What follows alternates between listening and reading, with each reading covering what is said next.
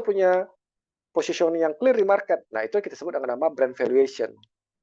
Nah, biasanya brand valuation ini jauh lebih tinggi daripada hanya sekedar total aset lancar tambah total aset tetap. Itu jauh lebih tinggi nilai brand valuation. Bisa kadang-kadang sampai 5 kali, 10 kali ya, atau 20 kali daripada total aset nilainya. Nah, itu kita proses tuh brand valuation tadi. Nggak bisa kita hanya sekedar mengatakan brand valuation saya 5 kali, 3 kali, gitu ya. Nggak bisa. Itu ada ilmunya. Tapi di sini kita belajar bahwa apa? Bagaimana sebuah merek ya, sebuah brand tadi itu memiliki sebuah valuation yang luar biasa ternyata dibandingkan hanya sekedar total aset yang ada dalam laporan keuangan kita. Nah, itu ya pesan yang ingin disampaikan di sini. Artinya apa? Bagaimana kita punya merek tadi itu, merek kita, perusahaan kita tadi itu harus mencerminkan sebuah nilai gitu loh. Ya, contoh, kalau kita bicara Lion Air. Nah, apa yang teringat di pikiran teman-teman? Merek Lion Air. Contoh kan. Atau kita merek lagi SQ, Singapore Airlines. Apa lagi yang terbang di benak kita? BMW. Apa yang kebayang di benak kita? Starbucks. Apalagi tuh? Ya kan? Kopi kenangan. Apalagi yang kebayang di benak kita? Nah, penciptaan positioning brand tadi di market itu tidak bisa dalam waktu 1 hari, teman-teman. Nggak bisa. Itu sebuah proses brand journey namanya. Perjalanan sebuah merek tadi itu cukup panjang, teman-teman. Nggak bisa. Hanya 2 hari, 3 hari nggak bisa. Bisa nggak Pak Beni? 2 tahun? 20 tahun? Ini bukan hanya sekedar uh, time series loh ya. Hanya sekedar, oke Pak Beni, kalau itu 100 tahun aja. Bukan hanya sesimpel itu juga. Tapi bagaimana brand tadi itu punya nilai itu loh. Punya kisahnya, punya perjalanannya, punya perjuangannya gitu loh. Dan itu dari perspektifnya customer loh ya. Perspektifnya market lebih tepatnya, bukannya customer. Termasuk kompetitor pun punya perspektif yang sama itu. Ya kan? Misalnya kalau kita bicara brand Express hari ini, JNE, JNT, Si Cepat, apa yang ada di benak kita? Nah, itu eh, banyak faktor, terutama faktor-faktor yang berhubungan dengan nilai-nilai ya, nilai-nilai dari founder, nilai-nilai dari perusahaan tadi. Nah, itu panjang itu perjalanan tadi. Ya, contoh lah ya, Pak Bini ngomong misalnya dari sisi brand tadi. Ya, misalnya kita buka nih warung mie instan, ya kan?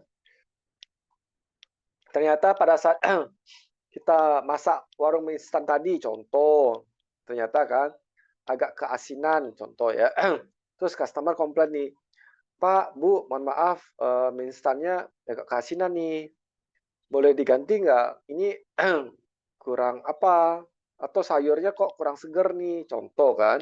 Nah, respon kita terhadap market tadi, terhadap komplain tadi, terhadap klaim tadi, itu gimana respon kita?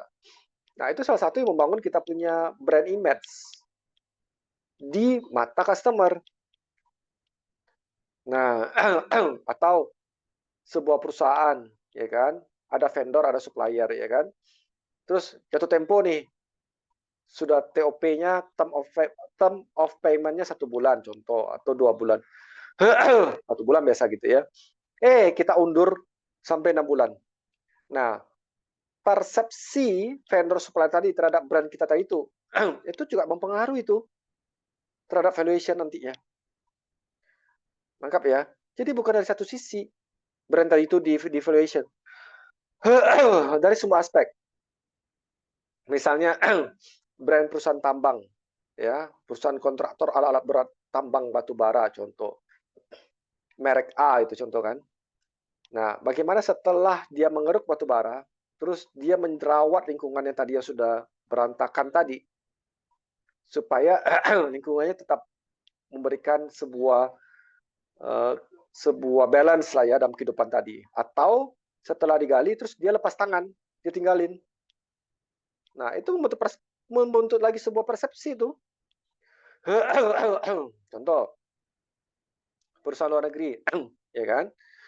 Misalnya sekarang ini teman-teman ya, persoalan negeri ya, misalnya ada, sebuah apa namanya, supplier dari Indonesia, ya, perusahaan supplier dari Indonesia itu memasukkan ikan ya, ke perusahaan Jepang, contoh, atau ke perusahaan China, atau ke perusahaan Eropa, contoh.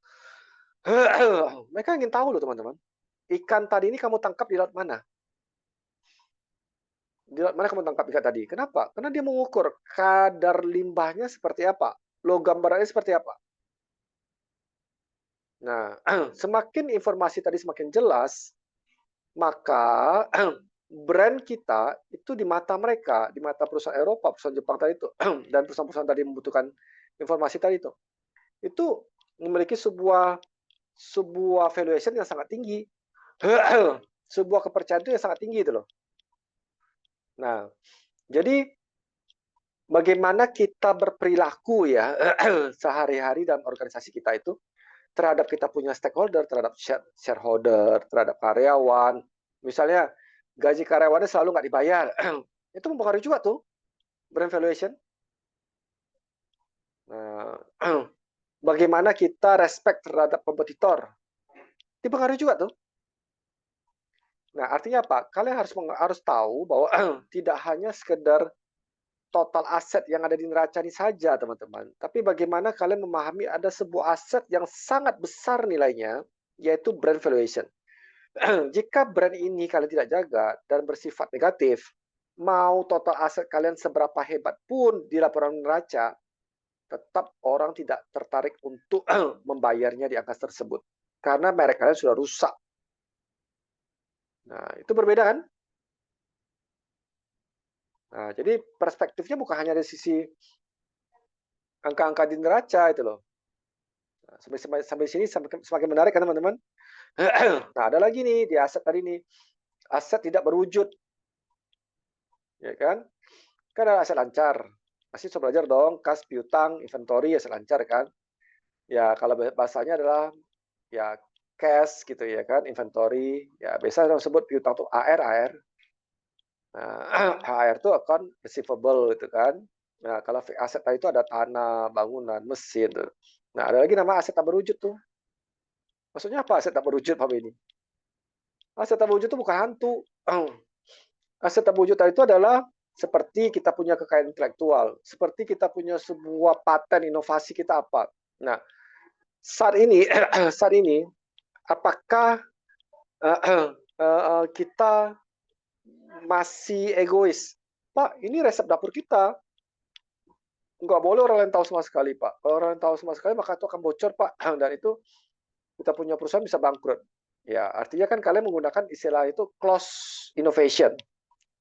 Nah, atau kalian mau pakai open innovation, inovasi terbuka. Kalian tidak worry terhadap inovasi apa yang sudah kalian hasilkan, karena bagi kalian cuma satu. Kalau kita mau melangkah ke sebuah pertumbuhan bisnis, ya ayo sama-sama besar dong. Jangan hanya saya yang besar, tapi ekosistem saya kecil. Nah, nangkap kan? Ada sukanya close innovation, teman-teman. Pokoknya hasil karya saya, orang lain nggak perlu tahu. Nggak boleh tahu. Kalau mau tahu, harus bayar patennya, royaltinya. Nah, atau silakan, kita lakukan open innovation. Ayo, inovasi saya seperti ini, inovasi kamu seperti apa? Ayo kita kembangin bareng-bareng kan, supaya nanti kita punya ekosistem industri kita ini juga bertumbuh bersama-sama secara sehat. Nah, mana yang lebih bagus Pak Beni? Iya, kalau Pak Beni ditanya ya, selera Pak Beni ya, ya open innovation lah, kita sama-sama besar lah ya. Karena nggak bisa, kalau dalam sebuah ekosistem atau industri tadi hanya kita sendiri yang mencolok paling besar itu ya, yang lainnya mati. Nggak bisa. Nggak bisa teman-teman. Kenapa nggak bisa Pak Beni? Bagus dong, kita jadi monopoli, ya kan? Nggak ada lawan, nggak ada saingan. Nggak, nggak sesederhana itu loh.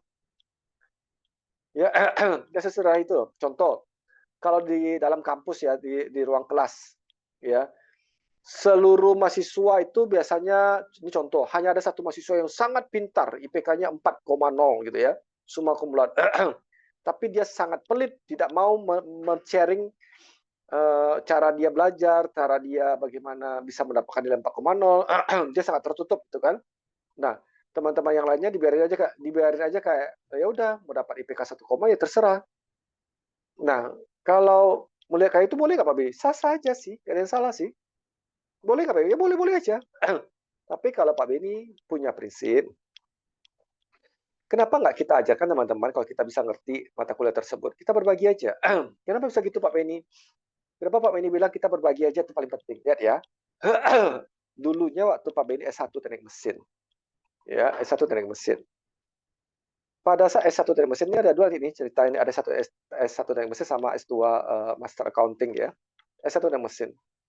Nah, pada saat Pak Benny teknik mesin, Pak Benny tuh bersedia loh dan mempraktekkan loh berbagi apa yang Pak Benny paham secara mata kuliah teknik mesinnya ke para senior-senior Pak Benny yang pada saat itu ngulang mata kuliahnya. Jadi sebelum ujian itu kami belajar bersama, sharing bersama Pak Benny ke mereka sebelum ujian, ya kan? Nah, kalian tahu apa yang terjadi? Ada lagi satu teman Pak Benny, nilainya sangat baik, sangat tinggi sekali gitu kan. Tapi dia tidak mau sharing, dia tertutup. Nah, setelah kami wisuda dan berjalanlah kurang lebih 10 tahun, ya kan. Terus Pak Benny ada bekerja ya di sebuah perusahaan kontraktor itu ya, dari sisi mekanikal elektrikal. Nah, Pak Benny memasukkan sebuah produk gitu ya, sebuah produk engineering dari luar negeri itu ya, dari negara Eropa. Masuk tuh ke salah satu perusahaan dia itu ya, ke salah satu perusahaan. Nah, ternyata ada beberapa spek yang harus di-adjust, dikalkulasi ulang, sehingga produk Pak Benny itu dikembaliin tuh.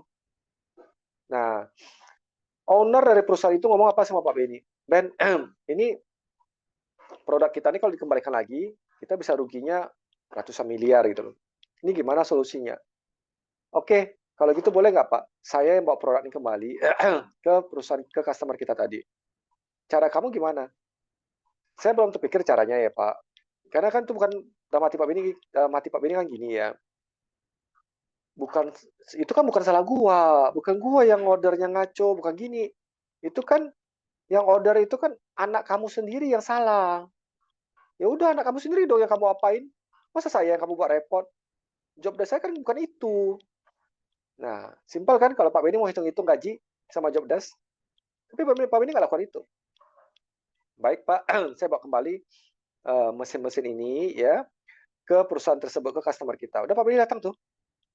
Nah, pada saat Pak Benny datang sana, Pak Benny disuguhkan pada saat itu ada minuman ya, kopi gitu ya, ada beberapa snack. Udah Pak Benny sambil nunggu kan. Nah, dari belakang terdengar suara teman-teman. Eh, ini Benny kan? Terus Pak Benny sambil naruh kopi, naruh makanan kan. Terus Pak Benny membalik. Iya, saya Benny. Wah, ini Mas Dedi kan? Iya. Ketemu di sini. Iya. Apa kabar? Apa kabar Ben katanya? Gitu ya ke Pak Benny. Apa kabar Mas Dedi? Sehat, sehat. Mas Dedi salah satu senior yang Pak Benny sharing tuh supaya dia bisa lulus juga mata kuliah teknik mesin kan. Pak Benny sharing sebelum ujian. Bukan pada saat ujian loh ya. Sharing pada saat ujian itu nyontek namanya. Kalau nyontek nggak ada nilainya. Itu nggak ada, kita nggak bangga untuk itu ya. Apalagi kalau kita nyontek orang punya. Tapi kalau kita belajar sebelum ujian itu baru ada nilainya. Itu luar biasa. Nah, singkat cerita, kami ketemu ngobrol tuh satu sama lain kan. Ceritalah kami waktu masa-masa kuliah dulu. Iya ya, si Pak dosen ini kok kayak gini dulu. Si Anu gimana sih? Ini gimana kabarnya ya?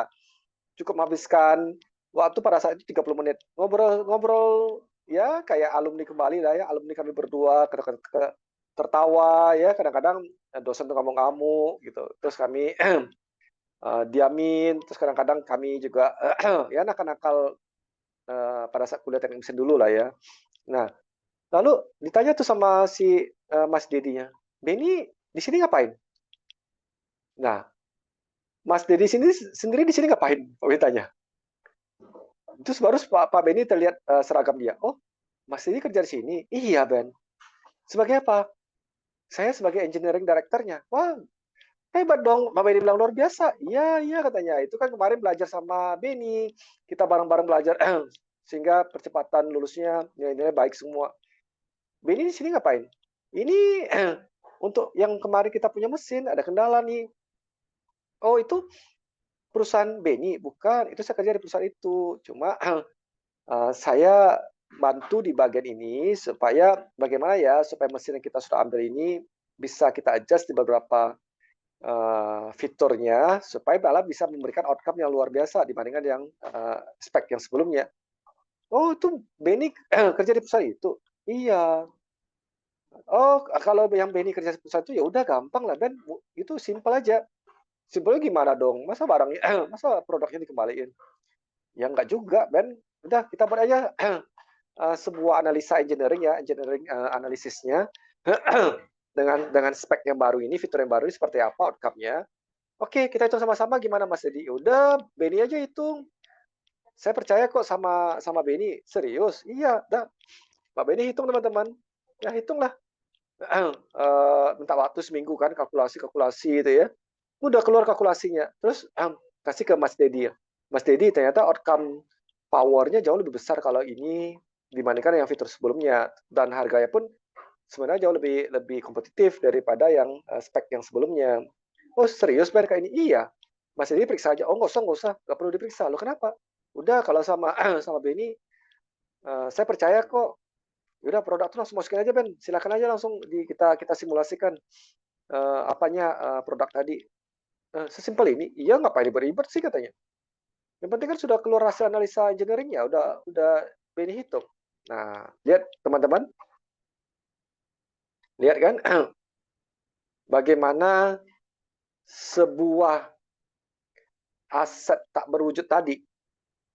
Bagaimana pada saat itu jika Pak Benny hanya mau pikirkan diri sendiri saat kuliah teknik mesin itu dan biarkan seluruh mahasiswa-mahasiswa yang lain itu dapat jelek nilai semua dan Pak Benny berpuas diri. Bayangkan jika bagaimana di sebuah industri tadi, di sebuah ekosistem industri, hanya Pak Benny yang paling hebat, yang lainnya nggak ada. Dan Pak Benny nggak mau berbagi secara open innovation. Kan kalau Pak Benny berbagi sama Mas Dedi gimana impact-nya tadi pada saat kuliah? IPK-nya juga bagus. Nah, pada saat IPK-nya bagus, kebetulan Mas Dedi tadi misalnya sama Pak Benny, ya kan, apply di sebuah perusahaan yang sama, kan bisa jadi saingan. Terus Pak Benny bisa terancam dong nggak diterima. Kan kita bersaing Pak Benny. Tapi kenyataan nggak seperti itu tuh, yang berbeda kenyataannya. Nah, itu dari sisi S1 teknik mesin. Sama kayak S2 accounting. Mirip. Yang ikut S2 accounting itu para pejabat gitu ya, para petinggi-petinggi semua itu loh. Sama, Pak Benny juga berbagi. Nah, selesai dari kuliah S2 akuntansi, Pak Benny ditelepon sama teman-teman alumni S2 kemarin. Pak Benny, ini kita ada kendala nih. Kemarin kan kami ingat, yang kemarin yang sharing itu kan Pak Benny yang sharing ya. Oh iya, gimana? Apa bisa saya bantu? Oh bisa banget, kami butuh bantuan Pak Benny. Main ke kantor yuk katanya. Oh siap. Nah, coba kalian bayangkan, jika pada saat itu di S2 akuntansi ya, Pak Benny hanya kerjakan Pak Benny punya sendiri, IPK Pak Benny yang Pak Benny jaga tetap dapat 4, yang lainnya Pak Benny biarkan hancur. Apa yang terjadi? Nah, itu yang Pak Benny sebut kenapa Pak Benny lebih interest ke open innovation. Nggak apa-apa kita berbagi, nggak apa-apa. Kalau kita bisa membuat kita punya ekosistem industri kita tuh saling bertumbuh, dan itu kita bisa besar bersama, kenapa kita harus besar sendiri, yang lain kita biarkan mati itu loh. Karena kalau semuanya mati, teman-teman, kita sendiri yang ada di situ, di ekosistem itu. Terus kita mau ngapain sendirian? Ini beda dengan konsep monopoli loh ya. Kalau pasar monopoli, itu kan biasanya di pasal 33 ya, Undang-Undang Dasar 45 ya. Ayat 3 itu ya, bumi, air, dan kekayaan alam itu ya. Itu memang benar. Itu memang harus dikontrol oleh negara. Karena kalau nggak dikontrol berbahaya. Karena menyangkut hajat hidup orang banyak. Tapi yang Pak Benny masuk di sini adalah open innovation tadi itu. Ayolah kita bertumbuh bersama. Mulai dari hal yang kecil dulu kita biasakan. Dari lingkungan perkuliahan kita dulu. Nanti dari tempat kerja kita menemukan sebuah terobosan teknologi, sebuah cara-cara yang baru, sebuah proses accounting innovation yang baru. Ayo kita berbagi, nggak ada masalah kok. Ya, Pak Benny berani jamin. Kalaupun kita kasih tahu tuh rahasia dapur kita ke orang lain, belum tentu juga orang lain itu bisa sesukses kita. Nggak bisa, belum tentu. Contoh aja. Misal dalam hal memasak ya. kita suka stok semua bumbunya. Harus pakai ini, harus pakai ini, harus pakai ini ya. Contoh masak rendang misalnya, rendang Padang gitu ya.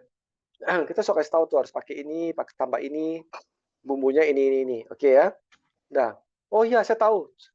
Minta dia masak sendiri. Belum tentu loh. Rasanya sama dengan kita yang masak itu loh. Artinya apa? Setiap formula yang kita share, setiap sebuah terobosan inovasi yang kita share, itu belum tentu juga akan menjadi ancaman balik bagi diri kita. Tapi kalau nanti suatu saat jadi ancaman gimana Pak Bini? Makanya kita harus terus bertumbuh. Jangan kita stuck pertumbuhan kita. Nah, bertumbuh tadi itulah kita harus melangkah terus-menerus. Kata kuncinya persistence ya. Kita harus gigih loh. Terus kita bertumbuh, terus kita melangkah. Walaupun kita sudah mau rasa-rasa sudah mau give up. Nah, itu pesan yang ingin disampaikan di slide neraca ini. Ada brand valuation yang jauh lebih besar nilainya berpuluh-puluh kali atau bisa jadi beratus kali nilainya dibandingkan dengan hanya sekedar total aset. Masih ingat kalau pada saat perusahaan-perusahaan startup di awal, jadi dia buat perusahaan itu baru 3 bulan, 6 bulan berjalan, lalu angel investor suntikan dana semuanya, ya kan? Tapi setelah itu akhirnya perusahaan-perusahaan angel investor tadi itu mulai meninggalkan mereka. Karena kenapa? Saat startup tadi itu disuntik dananya, kan di valuation kan dia bukan dilihat dari sisi neraca atau laporan laba rugi lagi, tapi dilihat bagaimana si perusahaan startup tadi itu bisa memberikan sebuah keyakinan pada angel investor bahwa nilai aset itu bisa bertumbuh nantinya berapa ratus kali lipat. Disuntikkan dana tadi kan percaya. Nah, seiring dengan waktu, karena si leader dari perusahaan startup tadi tidak punya mental seorang leader, tidak punya mindset seorang pebisnis yang mana kita harus berfokus kepada nilai tambah itu ya.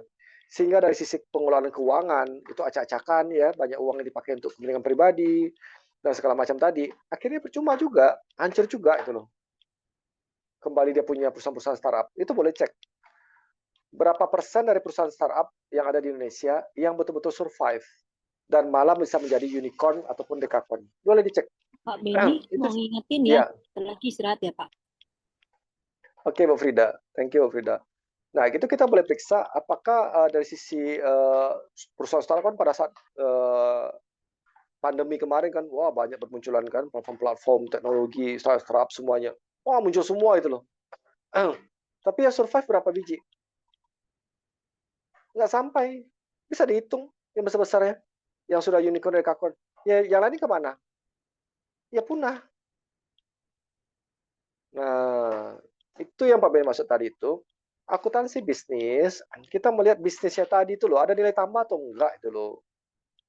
Jadi perspektifnya nilai tambah dan terus harus langsung secara terus-menerus berdasarkan perspektifnya customer, perspektifnya investor, perspektifnya employee, shareholder, angel investor, lingkungan itu yang kita harus lihat gitu loh. Nah, kalau kita tidak melihat sampai keseluruhan ke arah sana, cuma pikirkan ego kita, wah dapat uang banyak nih dari angel investor, kita bisa pakai nih, kita bisa gini, ya hancurlah sudah semuanya. Nah, itu sebuah proses pembelajaran yang menarik ya sebenarnya kalau kita mau mengamati itu tadi semuanya. Oke, Bu Frid.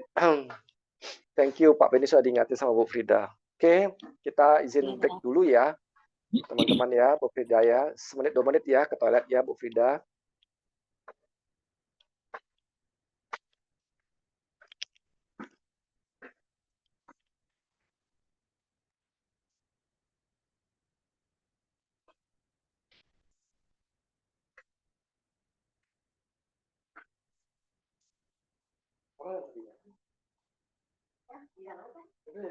Kita tanya-tanya tentang baptis tadi. Itu berbeda. Biasa dulu, kita masuk lagi.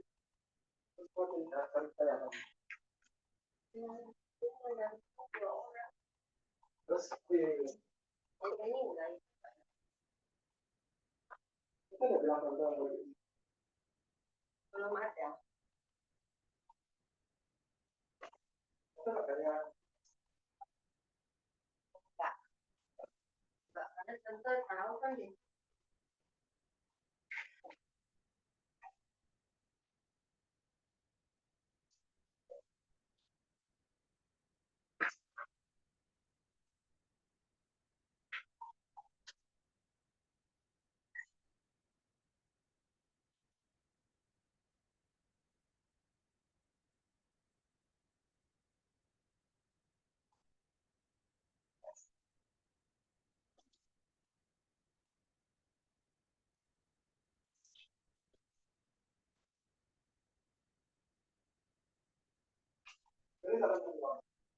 Elis yang bilang mau keluar.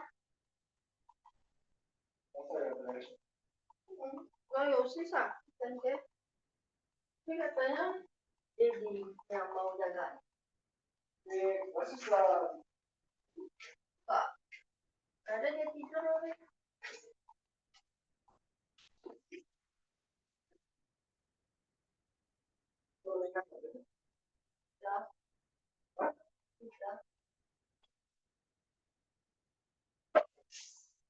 Dia tinggal Apa dia? dia Keluarga ya. Terus apa yang lain? ada ngobrol anak tanya. Karena tadi tanya. Enggak lah.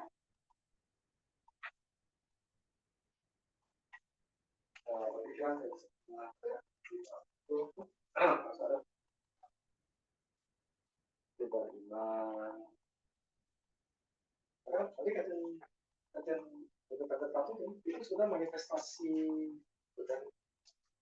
Itu kan? Karena dia lagi nangis. Nah, itu api dalam tingkat ini sudah dinyalakan. Si Charlie kalau mau dijadikan teladan itu si Charlie. Ya, ya. Itu nggak, Tren? Kalau menjadikan sebuah teladan itu si Charlie. Dannya konsisten loh, Tren. Bukannya sekali doang, dua kali doang. Dannya bantu tuh di tempat orang nggak bisa melihat bahwa bantu itu loh. Ya, deh. Jadinya cari nama gitu. Ya, deh.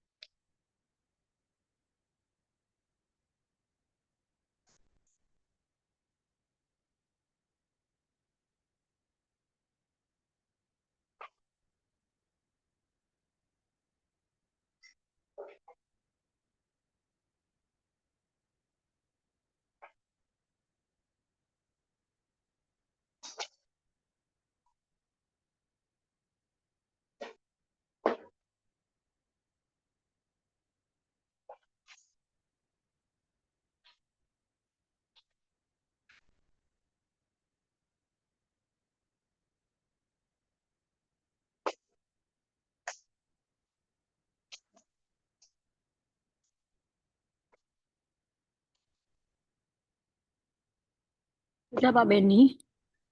Oke.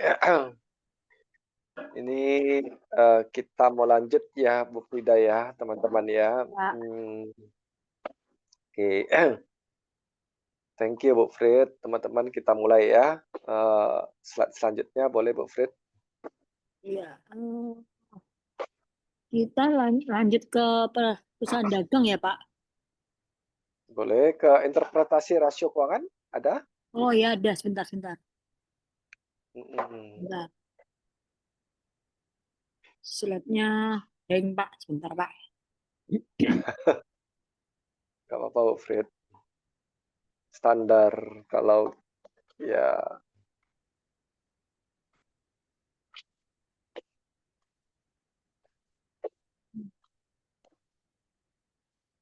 Nah, ini lanjutannya adalah alat untuk analisis dan interpretasi keuangan. Rasio kewajiban terhadap ekuitas pemilik memungkinkan pemilik perusahaan seperti Chris Clark untuk menganalisis kemampuan perusahaan untuk bertahan dalam kondisi bisnis yang buruk. Rasio kewajiban terhadap ekuitas pemilik rumusnya sama dengan total kewajiban per total ekuitas pemilik atau total ekuitas pemegang saham. Oke, yang ini dulu ya Bu Fred.